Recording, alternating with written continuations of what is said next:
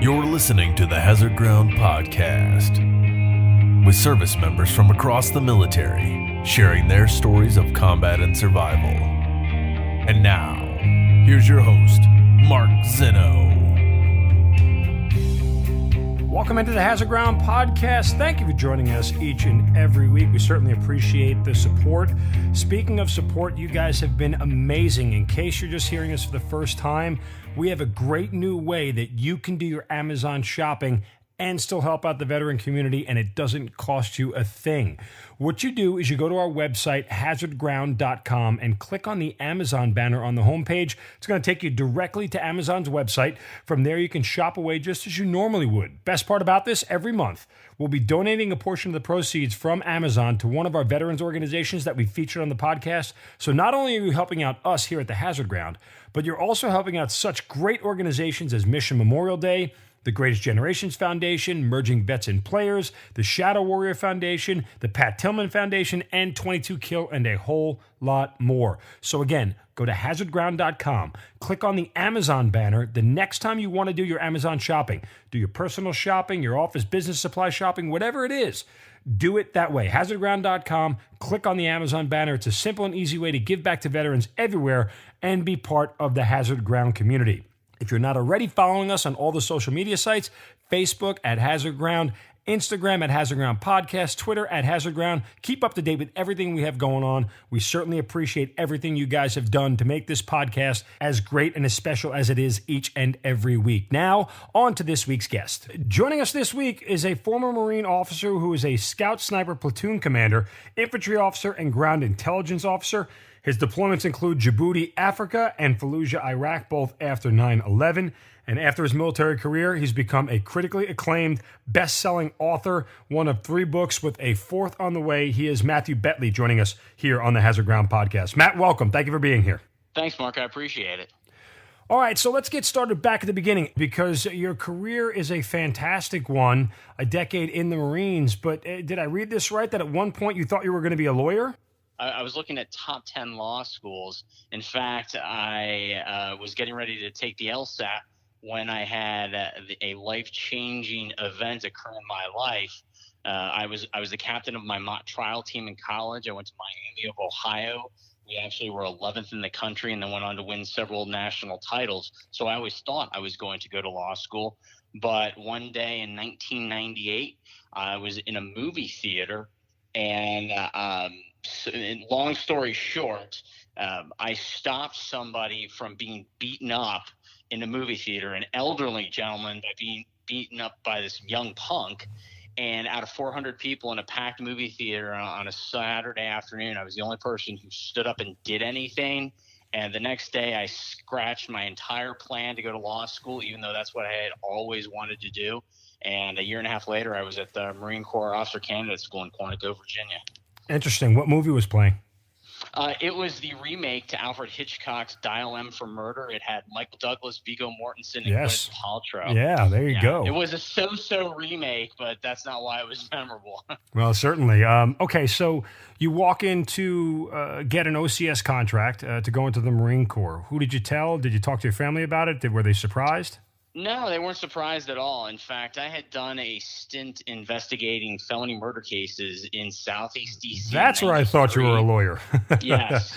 And I worked for the Public Defender's Office back when I jokingly believed that people had civil rights. So you feel free to – that's a joke before I start getting blasted by the ACLU. And when I got back from that experience of 3 months of investigating felony murder cases – someone told me that someday they totally envisioned me in the military just because of the way that I was. And I had forgotten about that comment, and it was from a former Army Ranger sniper and a guy who had 28 kills. And then 5 years or 6 years later, I remembered that as I was actually getting ready to go to Officer Candidate School, and laughed thinking, if he only knew. I told my family. They weren't surprised. They were totally supportive. And like I said, a year and a half later, I was in Quantico after processing through I think it was the officer selection office out of Columbus, Ohio, as I lived in Cincinnati at the time. All right. So you, like me, joined up prior to 9/11. So the reservations from family and friends and everybody else was much different back then. It was more of, why don't you go get a real job kind of deal prior to 9/11. But did you really kind of think long-term about this decision? Long term, I honestly envisioned going into the Marine Corps, doing 5 years or so, and then maybe ending up at the FBI Academy. I had a background in investigations. I was excellent at it, and I just thought it would be a kind of a seamless transition. And then obviously 9/11 happened, and the entire world changed. Yeah, absolutely did. And when 9/11 happened, what do you remember about it? Where were you? I was actually with my Scout Sniper platoon. I was pulling targets at the rifle range in Stone Bay, just south on the south side of Camp Lejeune. And I'll never forget that a corporal came over the loudspeaker system, and he said, "Hey, I've just been informed. I need to let you all know that the 2 planes have hit the Twin Towers, and a plane just went into the Pentagon, and one of the towers is down." And I'll never forget it, because I looked at the captain at the time. I was a first lieutenant, and I looked at our captain, and we both had the same thought: what the hell did he just say? And my corpsman, who later went on to become a Navy SEAL, he freaked out a little bit because his father was a colonel stationed at the Pentagon. Oh, God. Yeah, he was fine. So, but still, and we ended up having to shoot the entire day. The whole base was on lockdown. I didn't even get to see the footage until like 1900 that night. And then coincidentally, my battalion was actually the first battalion put on quick reaction force and a 5-hour strip alert out of Cherry Point, where we thought we were going to be on boots on the ground, like in Afghanistan, within like 2 weeks. We ended up not. We ended up going for some training in Bridgeport, California, and Norway instead. But still, it was definitely an intense time. Was there a general feeling around your unit? And remember, for those who aren't, military, Scout Snipers in the Marines are some of the highest trained, most effective, shooters in the world. So you guys sign up with the intention to do this, and hey, we're going to put a round on a target somewhere. There was nothing but moral outrage. Like, please let us get into the fight. Well, yeah, that's where I was going. I mean, was everybody saying, "Hey, we're going to war," and they were, screaming "Hoorah"? Oh yeah, it was all, we're going to go get some. We're going to get payback, and come hell or high water. There was no ands or buts about it. In fact, I still had that mindset even as I deployed, in 2006 to Fallujah before the surge, and by then I was just a staff intelligence officer. So but it was, hey, I hope I can get a convoy so I can use some of this training and to fuck somebody's day up. But then once you got to Fallujah, it was actually, I was there when it was really bad, when we were taking incoming, even on the camp. Yep. All the time. A contractor got killed about 50 yards from me. I would go on a long run on a Sunday, and mortars would land or rockets would land right where I had been, no kidding, 15, 20 minutes before. It happened 3 Sundays in a row to the point that it was actually like a running joke in the COC is, hey, is Captain Betley going to get it tonight? Wow. But, it was Al Anbar province in October of 06. So it was a hellhole, and you weren't safe anywhere. I mean, the reality is when you at that time in Iraq, it didn't matter where you were. You could be in the middle of Bayat outside of Baghdad, and a stray rocket could just take you out. It just didn't matter. I was there in 06. I was at Bayat. I was at Liberty, and yeah. So I mean, I know it well, and I made that drive from Baghdad to Fallujah. Some of the scariest moments of my life. We're going there because it was, as you said, it was bad. I mean, Ramadi and Fallujah were the worst parts of Iraq in 05 and 06. Yep. In fact, Fallujah went south, and while we were there, and the army was basically taking Ramadi at the time, block by block, along with the SEALs. It was just a fucking shooting gallery. All right, so you get to Iraq rather quickly, or at least, you get overseas very quickly after 9/11, all things considered. Your first deployment takes you where? My first deployment actually took me to Djibouti, Africa after 9/11. My Scout Sniper platoon command time ended, and I ended up going up to 2nd Marine Division headquarters because they were basically taking people because they were setting up CJTF HOA, which was the Combined Joint Task Force Horn of Africa.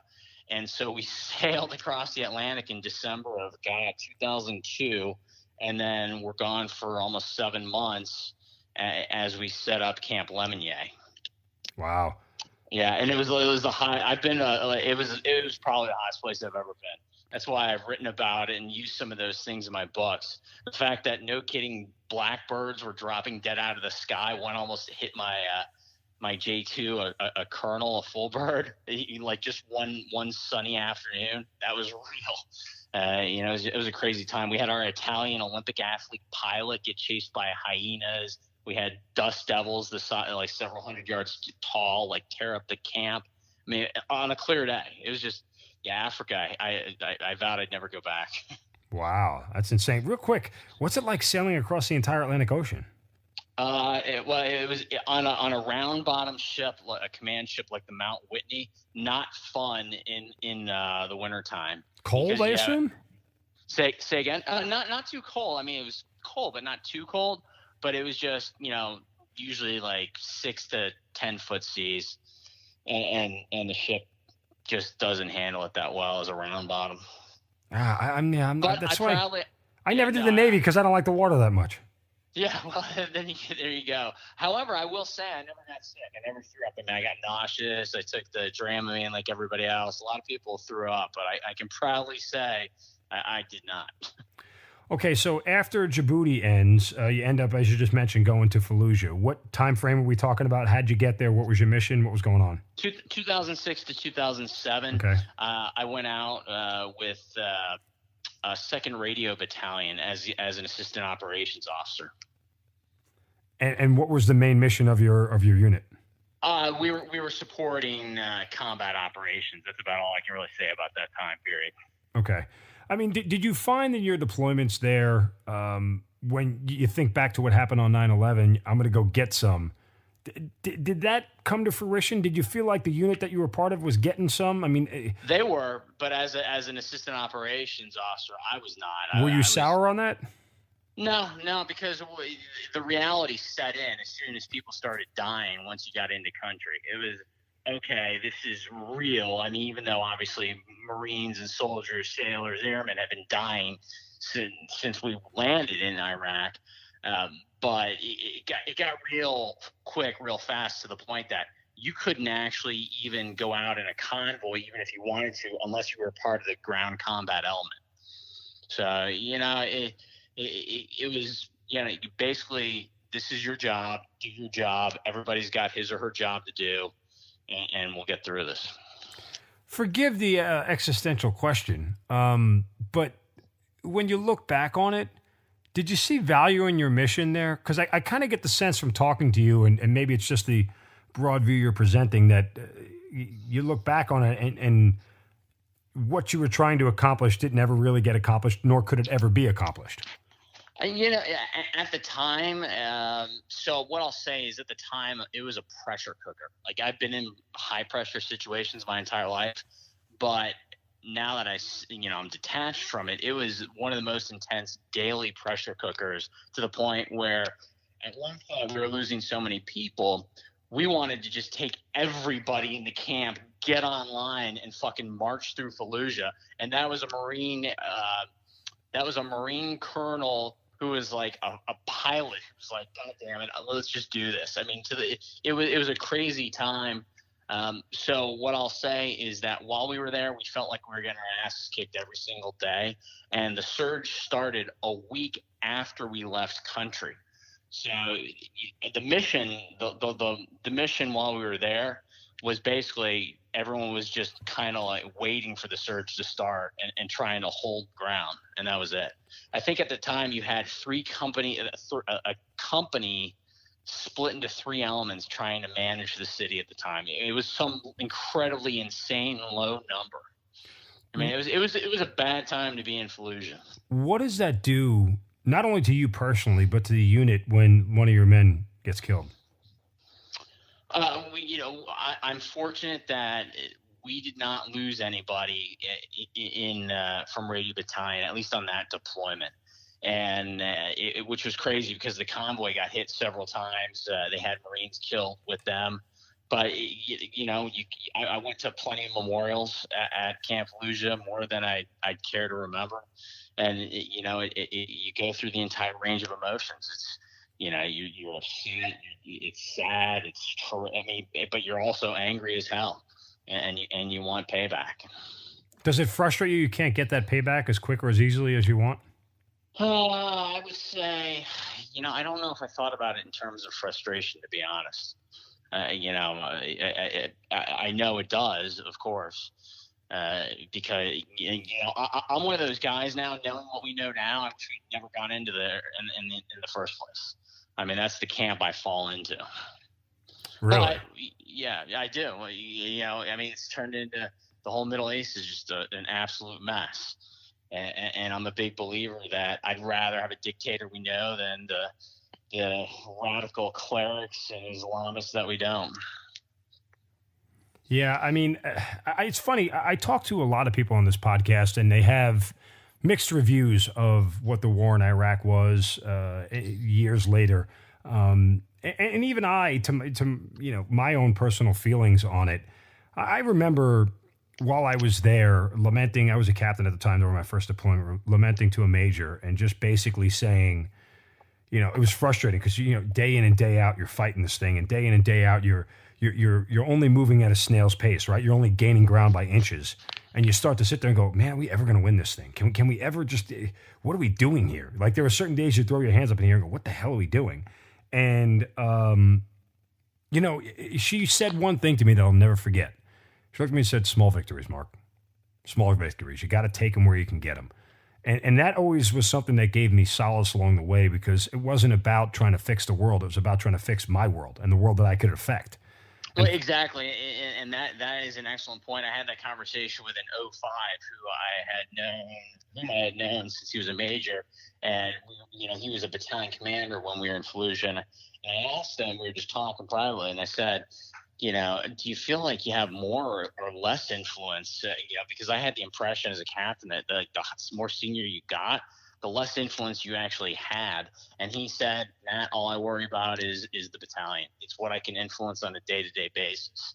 And it was true. And I remember that conversation ever since. And it's similar to what you said. You can only affect what you can affect. And as a recovering alcoholic now, 9.5 years, I tell people that all the time, especially when I'm counseling people that work for me.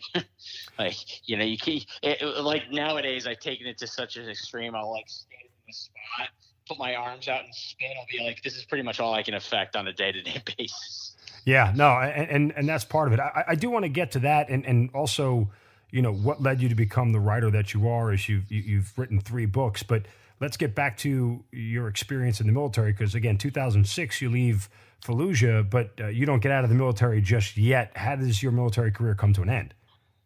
So I ended up going to transitioning up to a government agency, and then I was getting ready and then I worked at that agency for a few years as a Marine officer, and then I was getting ready to be selected to major and go to my next career level school. And I was just miserable, and I just needed to make a change. And I knew that the Marine Corps wasn't going to be it for me. And it was because I was just a mess, and I needed to get my head on straight. And so I ended up choosing to resign. But before I did that, I decided to address the problem that had been plaguing me since 18. And that was the fact that I was pretty much a functioning alcoholic, even though I kept my drinking mostly to the weekends, even for the entire 10 years I was in the Marine Corps.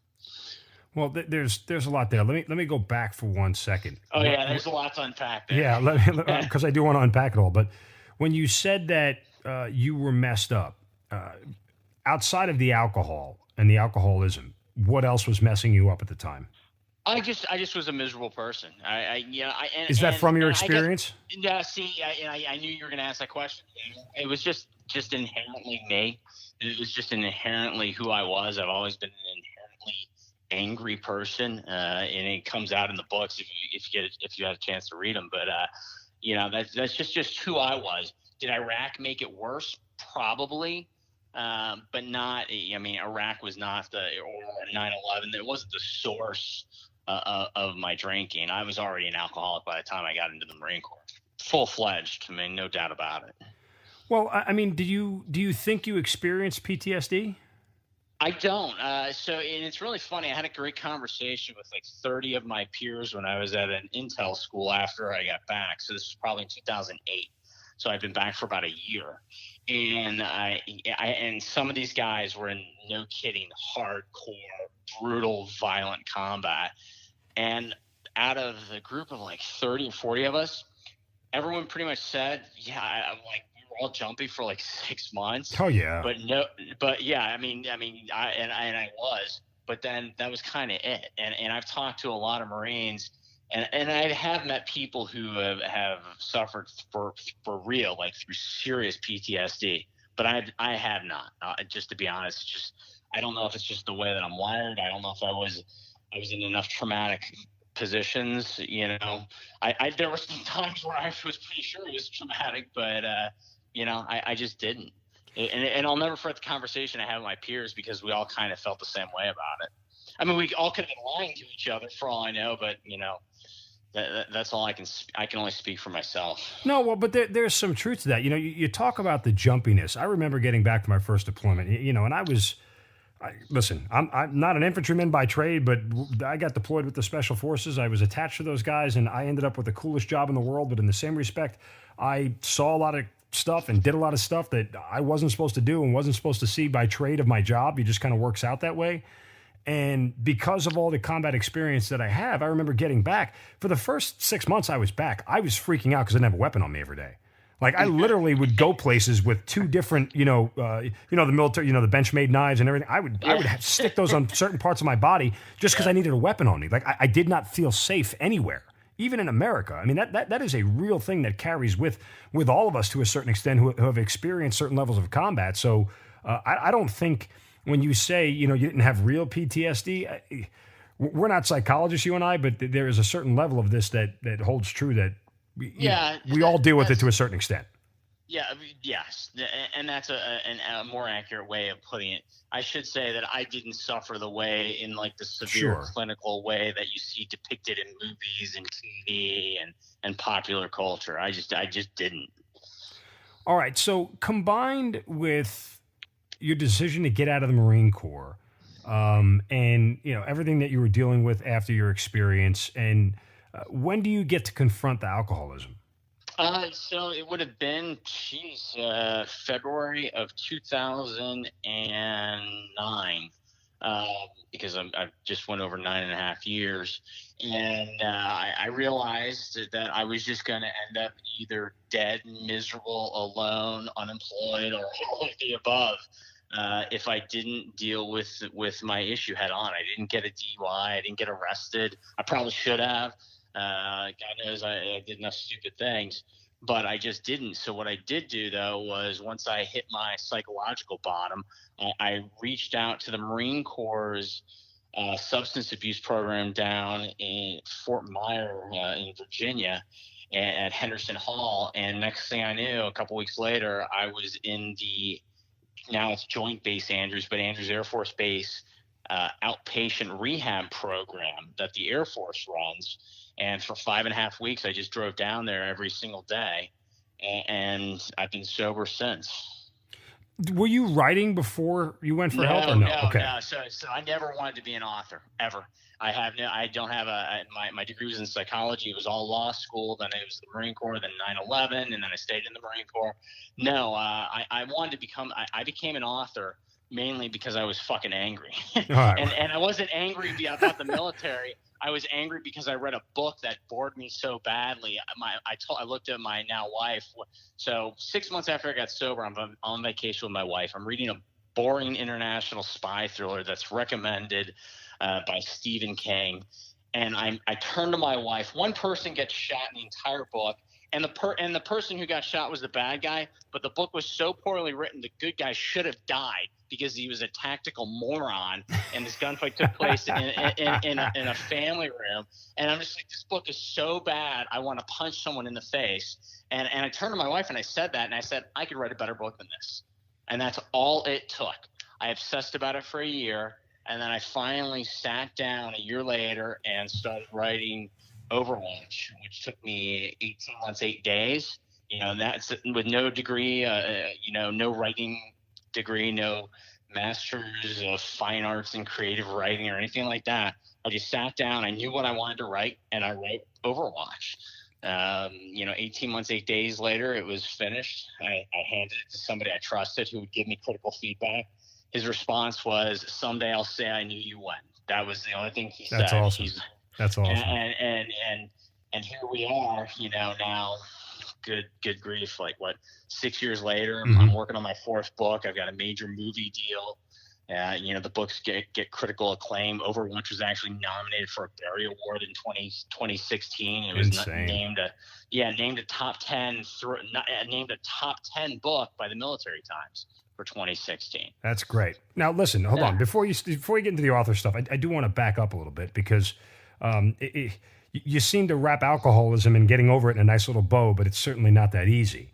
And I wonder, what was a bigger challenge or bigger struggle? Your time in the Marine Corps, your time deployed, or overcoming alcoholism? I don't know. Each one's different. I don't look at them as which one was harder. Honestly, right now, if I had to quit coffee, that would probably be the hardest thing I could think of right now. Right. Especially in my age of 46, I cut back on caffeine, and that seems to be kicking my ass. But at the time, I would say, it just depends. Everything's different. Everything's situational, and I think honestly, making the initial decision to get help, that's probably the hardest thing. Yeah. Because there was a time where I just felt like it was in a downward spiral and I was never going to get out. I know you said that you were 18 when you started, drinking heavily, or. I drank in high school. I first experienced alcohol when I was 12, and I grew up in a upper middle class neighborhood. It's just I was there's no doubt genetically predisposed. A history of it.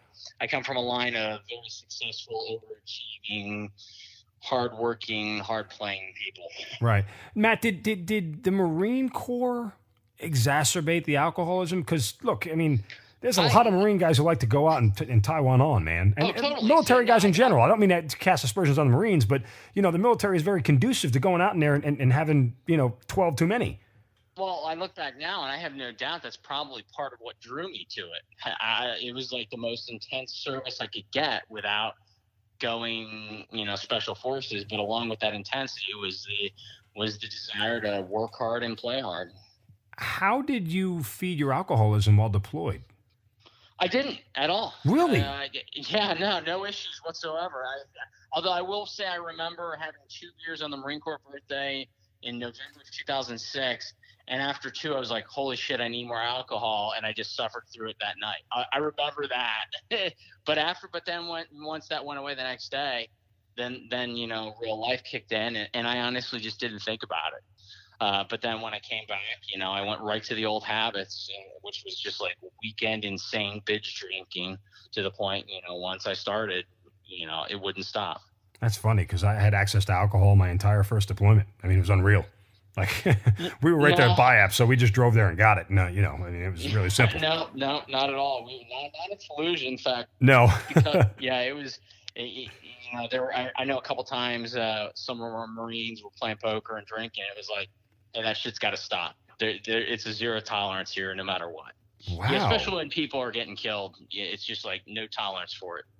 Yeah, I certainly can understand that, and again, in our environment, everything was dangerous, but it's the same mentality: work hard, play harder. It's just it's the way things go, and everybody knew when it was time to do one or the other, but you never did both at the same time. So now my first deployment to Africa, we had the cantina at Camp Lemonnier, and people got hammered there every night. Oh, really? It was ridiculous. I was on ship for 179 days and then ashore for almost 2 months. And so it was definitely that was a different environment though than Fallujah. We were in freaking Djibouti. When you look back on your experience with alcoholism, what do you take away from it? What did you learn the most about yourself? Well, no, that I can take a look and keep moving forward. That's why I talk about it in every interview that I do, every TV appearance. It's why I write articles about it. It's why I do when I do public speaking. I speak about being a recovering alcoholic because it's the most important thing that I can do. I got a major movie motion deal, being a major movie deal in the works right now. It's in pre-production. They're writing the script. It's been purchased, but being a recovering alcoholic and being able to share my story is more important than that. Because if what I say can resonate with one person who can say, shit, if that guy could get his head on straight, maybe I can too, then that matters more than anything else. And I believe that. And, it's really funny. Once you get sober, I was always a self-centered jackass, but I still talk the same way. I still think fast, I talk fast, but my priorities changed. So what I act upon changed completely. I was no longer the totally selfish, self-centered jackass. Now just mildly so. Do you find it harder to talk about the deaths of your friends and fellow Marines that you witnessed than talking about your alcoholism? No, I do not. In fact, I delivered the keynote Memorial Day speech a couple of years ago at an American Legion, and I talked about all the people I know in the speech. It's on YouTube. I think you can Google Matthew Betley Memorial Day speech. At least it was the last time I looked, like last year, because it's a part of life. I mean, it's a part of who I am. I know people who were killed in war. I know people who die. And it stays with you, and I look at it as the way that I live my life now, honors the sacrifice that they made. I mean, and that's how I have to view it. No, that's fair.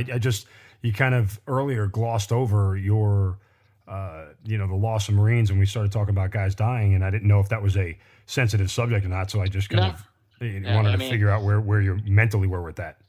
No, it's not. It's a part of war, and the older I get, the more ingrained it is.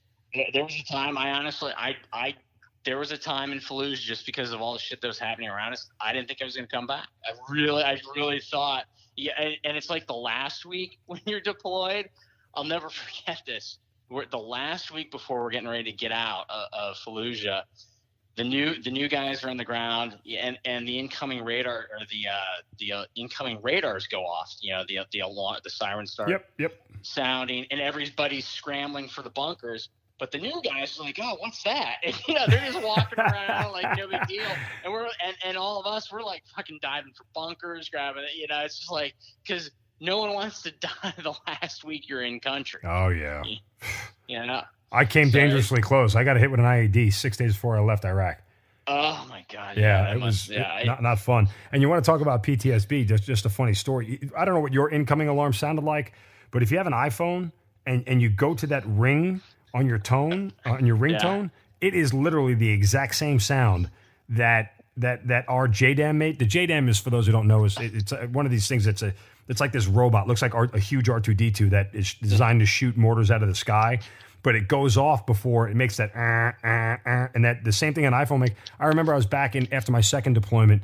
I was back in an office, and somebody's phone had that as their ringer. It went off. Literally, I dove underneath the desk next to me out of reaction. Just weird stuff. Anyway, all right. So let's fast forward back to your writing and becoming an author, because obviously there's some catharsis there, right? There's therapy in this. It is part of writing just to get out the anger in general? Was it to deal with alcoholism? Was it to deal with the PTSD, the Marine stuff? I wanted to just tell an entertaining story, and it was because of that book. I mean, that was honestly the primary motive. I was just so pissed off, and I knew I could write a better thriller than that. And I'm the kind of guy who has running dialogue in his head all day long. I'm the kind of guy who fantasizes about beating up the guy who won't pick up after his dog, or the guy driving 45 in a 15.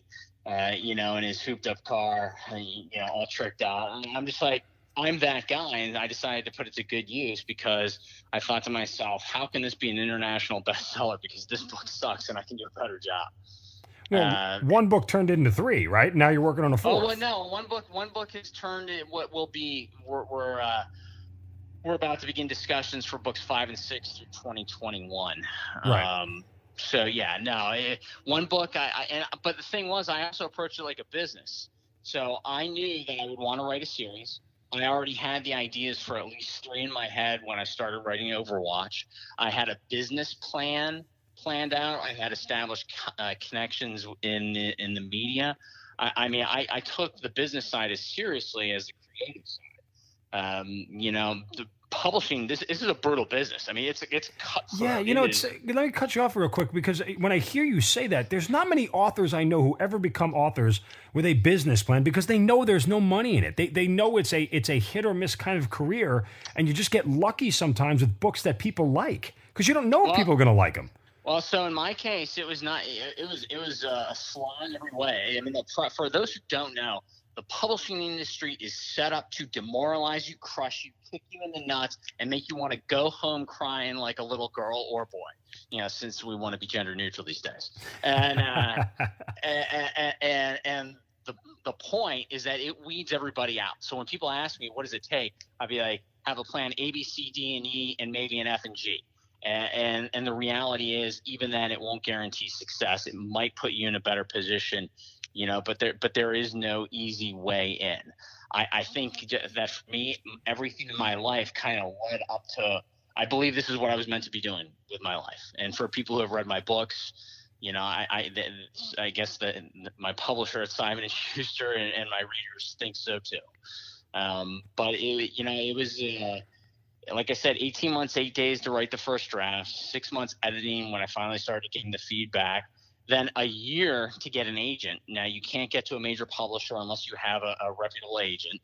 And then it was like another year of submitting to agents. And it was rejection after rejection after rejection.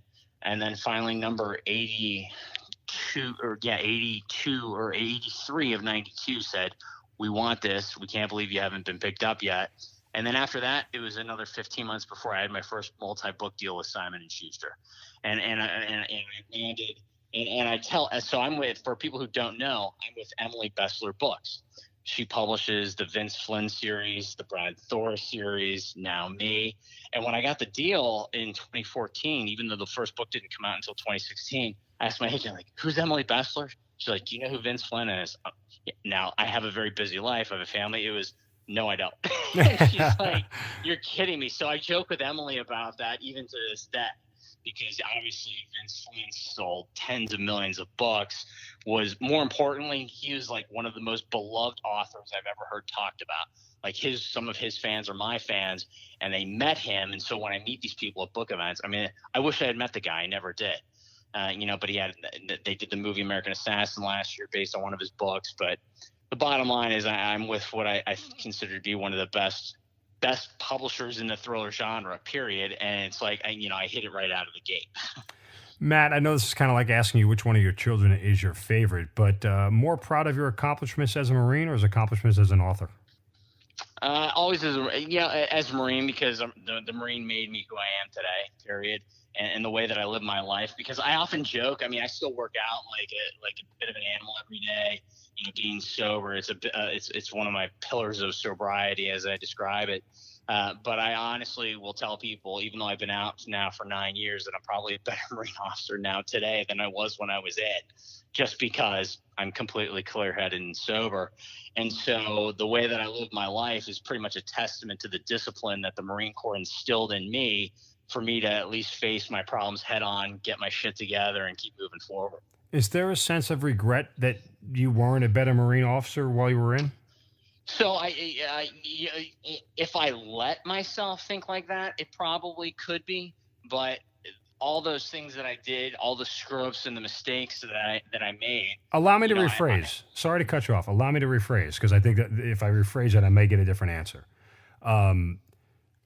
When you look back at your Marine career, do you think it would have gone differently had you been sober, and would you have stayed in longer? Probably, yeah. I think I absolutely would have, but I don't believe that's what I was meant to be doing. But definitely, I mean, and I because I'm friends with now my peer group are like all 05s and 06s, which tells me how freaking old I'm getting. But and they're like, yeah, if you would definitely still be in and definitely be on a good career path. What do you miss the most about the Marines? the camaraderie. That's why my banter is so scathing and sarcastic in the books, in all the books, because that's the way that we treat each other. You always know when a Marine's really upset because he stops bitching about something. Very well played. That's good. That's really good. All right. So when you look back at that kid in the movie theater who prevented somebody from getting beat up to the man you are today, is that the same person still? I think fundamentally, at my core, but I'm definitely not as bright-eyed and bushy-tailed. The world took some of that shine out, but at the same time, and replaced it with reality. But I'm still that guy who wants to help people, who believes in, I've always been the guy who believes in trying to defend those who can't defend themselves. And it's really what kind of led me into the Marine Corps. And yeah, I still feel that same way today. And of course, I instill that kind of principle into my characters. I mean, I can sense it, but I just wonder, after everything that you've gone through, whether you look back at that kid in the movie theater and wonder what could have been. No, I not in that, like, a sense of regret like that. No, not in a sense of regret. Let's try it this way. Allow me to rephrase again. If you could meet that young man in the movie theater today, what would you tell him? Well, so it's funny that you asked that question, because I'm the guest of honor and keynote speaker for the Marine Corps birthday ball at Miami University for their entire NROTC program, and that's actually how I'm approaching the speech that I'm writing and going to deliver. Yeah, last year they had the Sergeant Major of the Marine Corps. This year they're stuck with Matt. So yeah, but yeah, so I would basically say, don't do all of these things that I did. Because I made all of these mistakes, and this is how you can learn from them, because you don't want to repeat them. But again, that speaks to the larger issue of, moving forward through adversity and learning from failure. I always tell people, and when you talk to people who, whatever walk of life they come from, people can always tell you, this is what I do, this is who I am. And then I'll often say, well, do you know what you're not? Like, do you know what you're not good at? Do you know where your failures are? Because often in life, that's just as important as what you are good at, knowing what you're not. So, what is your future as an author? Do you just keep doing this until you feel like you stop, or is this something that continues as a business? No, this is absolutely something that's continuing as a business. I literally wrote down on a whiteboard on day one, August 18th, 2010, a 5-year plan. Now I'm a few years behind it, but that was because I was delusional and didn't realize how insane my 5-year plan was, not knowing how brutal publishing was at the time. Right. And that was, a New York Times bestselling author, trained to fight, write for a living, and a bunch of other things. So I haven't even though a lot of people say, well, your career's on a rocket, you've already done this, and this. Like, for me, I haven't even hit my objectives yet, and I'm not resting on my laurels until I have. We need the series to pick up traction. We need to get, and the movie will do that incredibly within the next 2 years. But no, I have goals and I want to hit them. But this is what I'm going to be doing for the rest of my life, without a doubt. You mentioned the movie several times. Can you tell us what that's about, or is it still kind of in the works? No, absolutely. Thunder Road Pictures, the production company that made the John Wick movies, Sicario. I think also did The Departed or The Town. I think that was it. They optioned the first book, Overwatch.